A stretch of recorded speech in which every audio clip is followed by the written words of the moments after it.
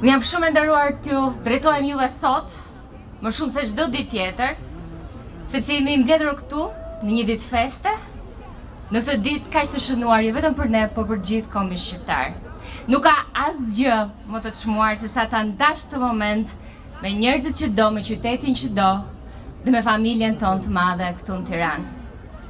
Të thuash që 28 nëntori është ditë e rëndësishme, është thuash pak, sepse nuk mban vetëm një trashëgimi, por mban një premtim kjo ditë sot. Dhe ajo filloi në fakt në një farë mënyrë me Skënderbeun, 28 nëntor 1443, i cili atëherë mbase nuk e dinte se 28 nëntori do të vazhdonte të na ndiqte edhe sot.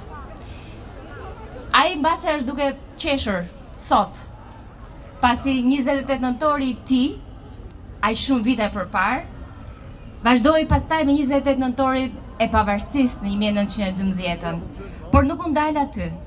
Vazhdoi me lindjen e Adem Jasharit, 28 nëntor 1955-ën.